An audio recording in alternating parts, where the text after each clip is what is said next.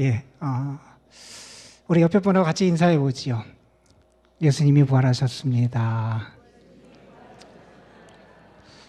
자, 우리 국제 시대니까 한번 해보죠. 해피 이스터. 예, 이스터가 우리 부활절이라는 것은 해피 이스터. 자, 부활의 기쁨과 은혜가 여러분의 삶에 가득하시기를 주님의 이름으로 축원합니다. 나중에 여러분 기회가 되시면 게시판에 붙여 있는 글들을 좀 보셨으면 좋겠어요.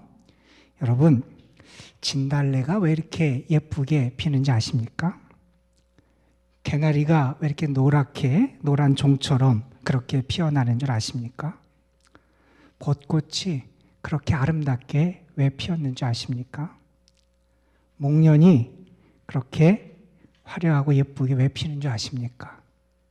신랑을 맞이하려고 그런대요. 근데 그 신랑이 누굴까요? 부활의 주님이에요. 우리의 마음속에 삶 속에 부활의 주님을 맞는 기쁨과 감격과 은혜가 여러분의 삶에 가득하게 되기를 이 부활의 아침 주님의 이름으로 축복합니다. 일생 동안 힌두교 학자로 힌두교 신자로 살아가다가 기독교로 개종한 분이 계셨어요. 사람들이 그분에게 궁금해서 물었답니다.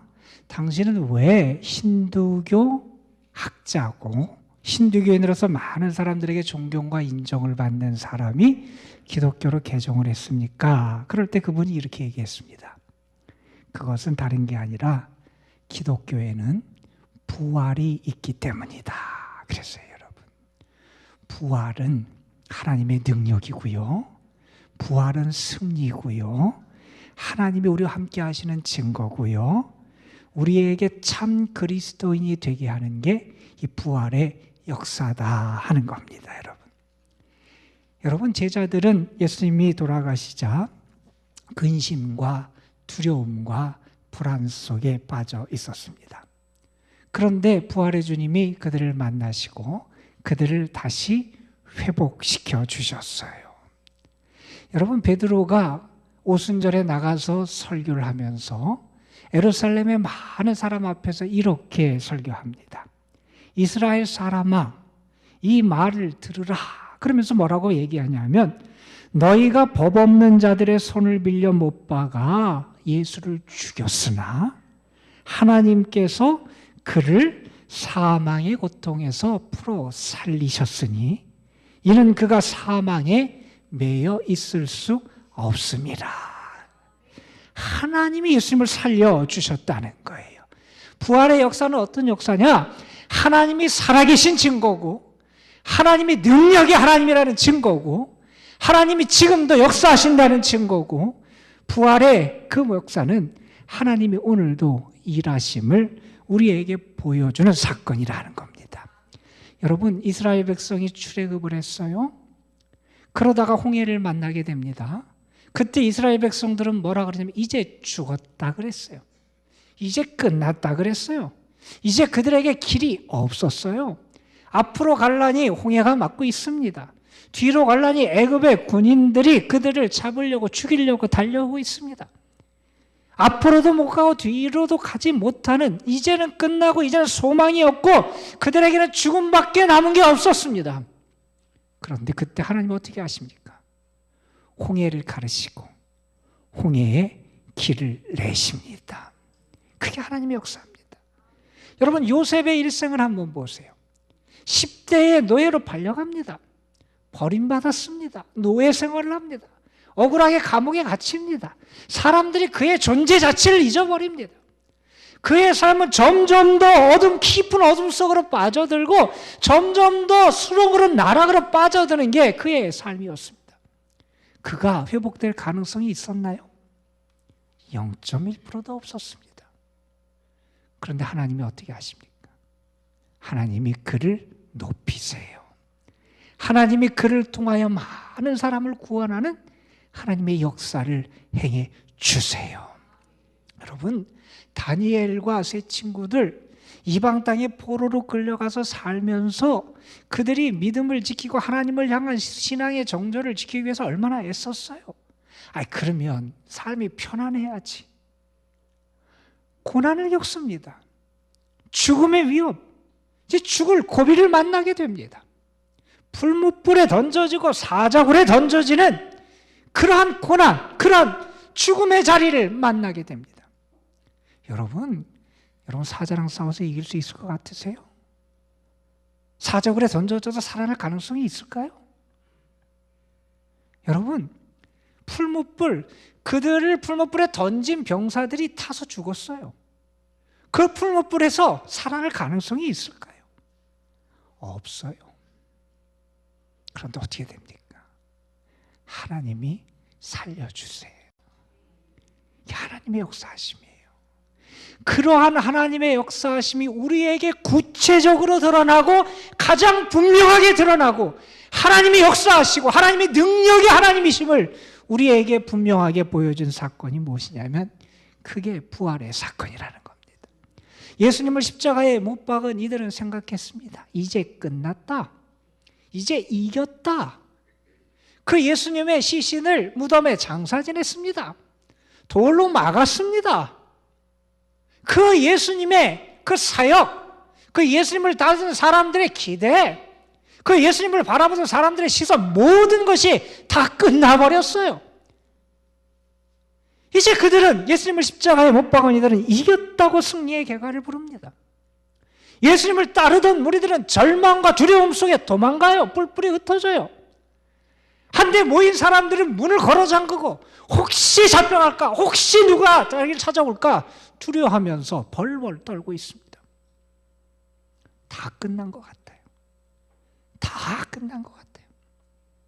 그런데 여러분, 하나님이 예수 그리스도를 다시 살리세요. 죽은 자들 가운데서 예수 그리스도를 다시 살리세요. 그게 하나님의 역사하심이고 그게 하나님의 능력이고 그것이 하나님의 일하심이라는 겁니다. 여러분, 부활이 왜 우리에게 기쁨이 됩니까? 부활은 말 그대로 죽음을 이긴 사건이기 때문에 그래요.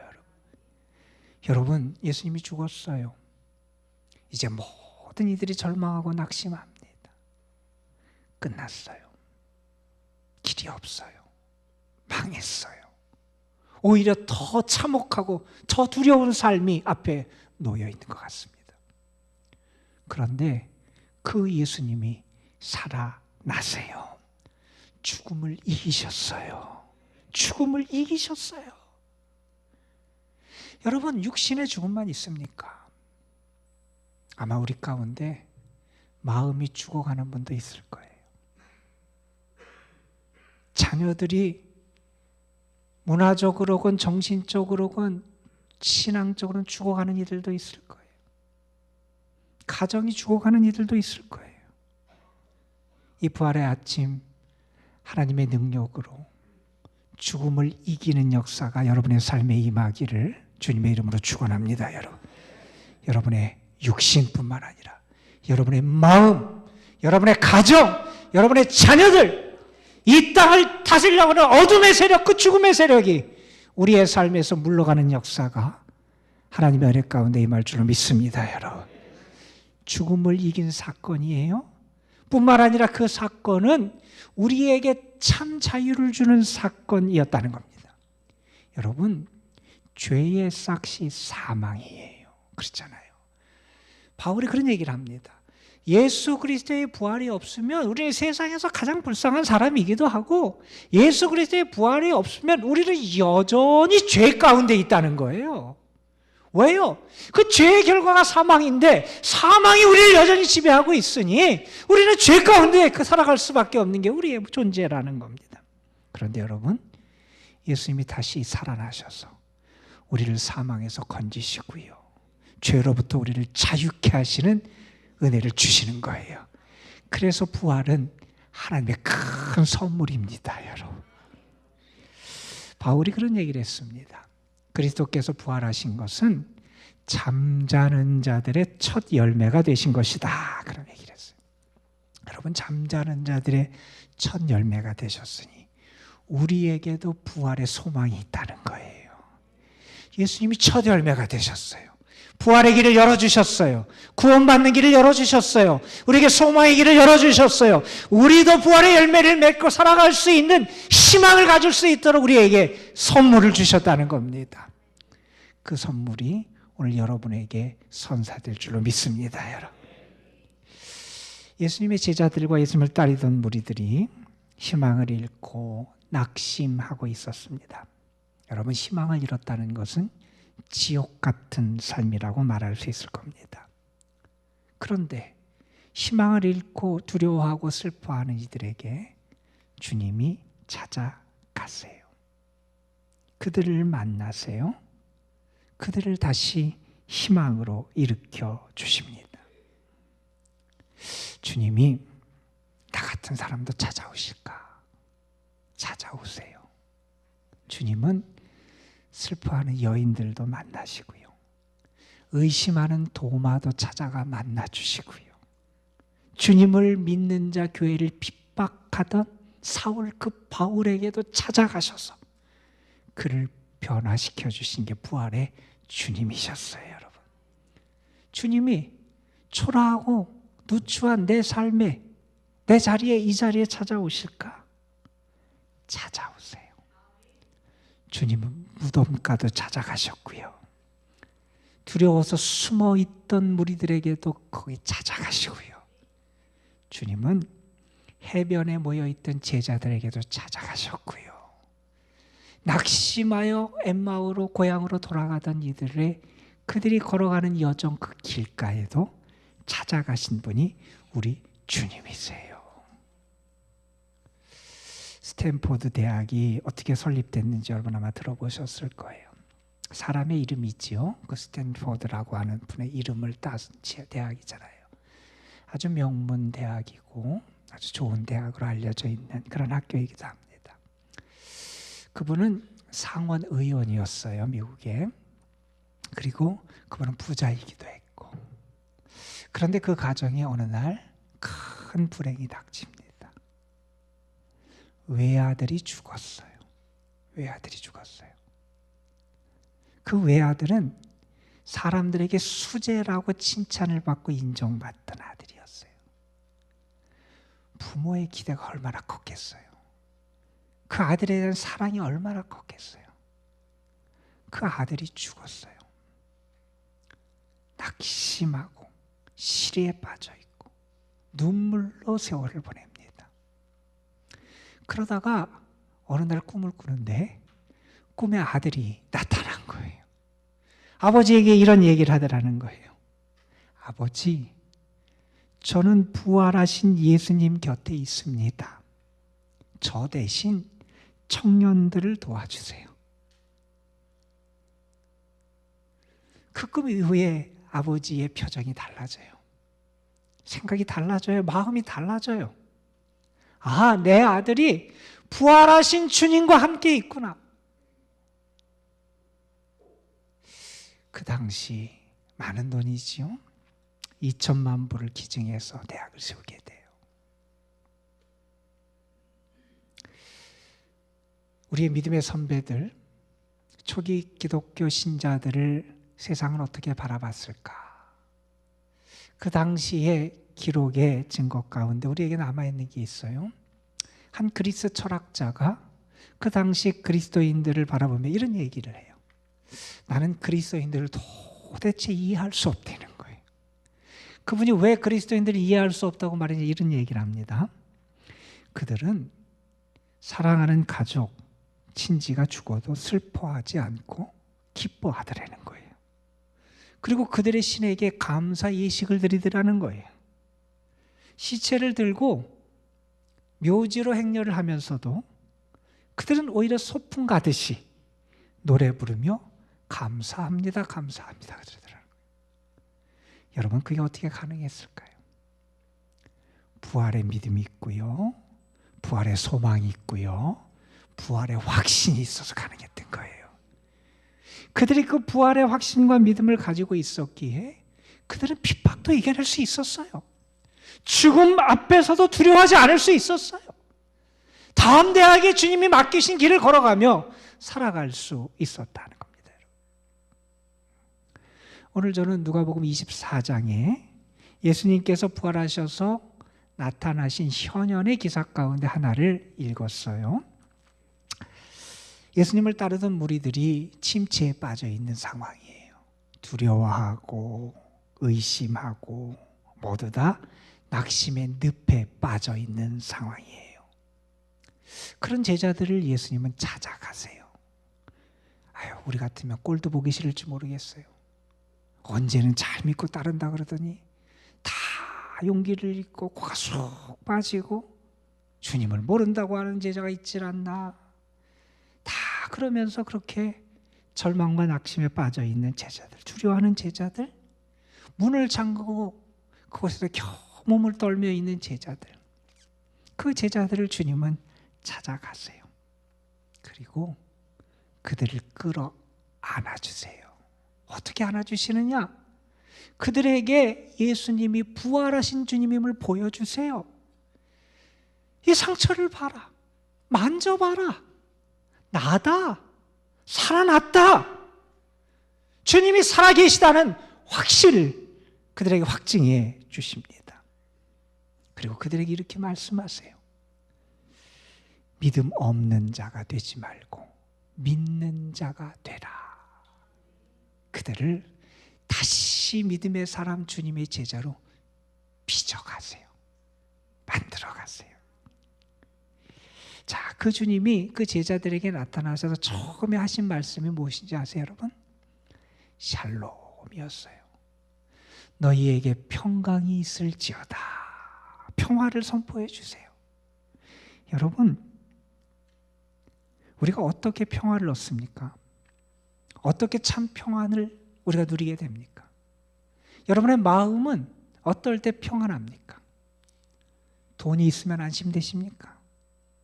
사회적인 지위와 명예를 얻으면 평안을 얻으십니까?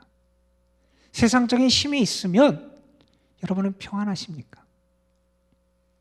여러분, 우리가 두려움과 불안과 공포와 염려로부터 자유할 수 있는 길, 참 평강과 평안을 얻을 수 있는 길은 다른 데 있지 않습니다. 그것은 부활한 주님과 함께 있을 때 가능하다는 거예요. 죽음을 이기신 그 주님, 부활의 능력의 그 주님이 나와 함께 하실 때 참 평강을 누리게 된다는 겁니다. 자, 제자들에게 이렇게 나타나셨어요. 그리고 예수님께서 구약의 말씀을 풀어 설명하시는 말씀이 오늘 말씀이에요. 제자들에게 구약의 말씀을 설명하시면서 이렇게 얘기해요. 이루어져야 할 게 세 가지가 있다. 그래서 제자들에게 가르쳐 주세요. 무엇이 이루어져야 되느냐? 구약의 말씀에 보면 그리스도가 죽고 그리스도가 다시 사신다. 그리스도의 죽음과 부활이 다시 일어나야 될 것으로 구약에 있다는 거예요. 그리고 예수님이 또 마지막으로 세 번째 일어나고 있어야 될 일을 설명하세요. 무슨 일이냐? 주님의 구원의 복음, 예수 그리스도를 통한 회개의 복음이 천하 만민에게 전파돼야 된다. 이것이 일어나야 될 일이다. 이렇게 설명을 해주고 계십니다. 그러면서 예수님은 뭐라고 말씀하시느냐? 너희가 이 일의 증인이다. 이렇게 말씀하세요. 너희가 이 부활의 증인이고 예수 그리스도의 복음과 회개의 구원의 복음을 증거하는 그 증인이다. 그렇게 그들을 세우시고 부르신 말씀이 오늘 말씀이에요. 여러분, 부활의 주님이 우리에게 하신 말씀입니다. 너희가 이 일의 증인이라는 거예요. 내가 나가서 증인이 되어야 된다는 겁니다. 내가 나가서 부활을 선포해야 되고요. 내가 부활의 능력을 보여줘야 되고요. 부활의 소망이 무엇인지 보여줘야 되고요. 부활의 능력이 하나님을 믿는 것이 무엇인지 내 삶을 통해서 내가 보여줄 수 있는 증인이 바로 우리가 되어야 된다는 겁니다. 여러분, 증인이 되는 것은 예로부터 두 가지를 전제합니다. 하나는 뭐냐면 고난을 전제했어요. 그리스도의 증인, 부활의 증인이 된 것은 쉬운 일은 아니었어요. 고난의 삶을 살아가고 그리스도와 함께 십자가의 길을 걸어가고 나에게 오는 어려움과 시련을 감당해내고 이겨내고 쉽지 않겠지요. 그런데 주님은 우리가 그렇게 감당할 수 없는 능력, 감당할 수 있는 능력도 없고 우리의 연약함을 아세요. 그래서 주님은 증인된 우리에게 무언가를 주세요. 뭘 약속해 주시느냐? 성령을 약속해 주시는 거예요. 여러분, 예수님의 제자들 한번 생각해 보세요. 성령의 충만함을 받기 전에 제자들은 어땠습니까? 두려워했어요. 도망갔어요. 좌절하고 낙심했어요. 성령의 충만함을 받은 다음에 어떻게 됩니까? 담대해집니다, 여러분. 나가서 예수가 그리스도라고 선포합니다. 주님에게 능력이 있고 생명이 있음을 선포합니다. 부활의 증인으로 살아간다는 거예요. 어떻게 해요? 성령에 붙잡힌 바 되어서. 칼도 주방장 손에 있으면 요리 도구가 돼요. 강도의 손에 있으면 뭐가 됩니까, 여러분? 흉기가 되고 무기가 돼요. 여러분은 누구 손에 있습니까? 어떻게 쓰임받고 있습니까? 저는 여러분이 주님께 붙잡힌 바 됐으면 좋겠고요. 성령에 붙잡힌 바 된, 성령의 손에 들린 존재로 살아갈 수 있었으면 좋겠어요. 그래서 여러분을 통해서 부활의 진임이 증거되는 은혜가 있기를 주님의 이름으로 축원합니다. 기도하시겠습니다. 아버지 하나님, 우리를 사랑하시고 우리를 구원하시기 위해 이 땅에 예수 그리스도를 보내주시고 우리에게 참 생명을 주시고 참 소망을 주시기 위해서 예수 그리스도를 죽은 자들 가운데서 다시 살려주시고 그 부활의 능력의 주님과 함께 살아가는 삶으로 우리를 불러주시고 또한 우리로 하여금 내가 부활을 체험하고 부활의 능력을 체험하고 부활의 주님과 함께 살아가는 삶을 통하여 부활의 증인이 될 수 있도록 우리를 불러주심에 감사를 드립니다. 이 부활의 아침 우리 속에 참 부활의 믿음이 굳건하게 자리 잡게 하여 주시고 부활의 소망이 우리의 삶을 덮어주시고 부활의 능력이 우리에게 나타나게 주님이 역사하여 주옵소서. 아버지 하나님, 우리가 부활의 증인이 되길 원합니다. 부활을 알 뿐만 아니라 체험하고 그 부활의 생명과 능력을 나누면서 증거하여 주님의 사람들로 살아갈 수 있도록 인도하여 주옵소서. 너희가 이 일의 증인이라 그랬습니다. 하나님, 우리가 증인으로서 마땅히 살아갈 수 있게 인도해 주시고 부족한 우리에게 성령의 충만함을 허락하여 주옵소서. 찬양대가 주님의 부활을 기뻐하고 감사하며 믿음과 사랑을 담아 칸타타로 하나님께 영광을 올려드립니다. 주님이 찬양을 받으시고 찬양을 듣는 우리 모두가 한 마음과 한 믿음과 한 사랑으로 하나님의 영광과 은혜를 기뻐하며 바라볼 수 있도록 역사하여 주옵소서. 정성을 다하여 준비하고 애쓴 찬양대에게 하나님 위로하여 주시고 복의 복을 더하여 주옵소서. 찬양을 통해 하나님이 영광 받아 주옵소서. 우리 구주 예수 그리스도의 이름으로 기도드리옵나이다. 아멘.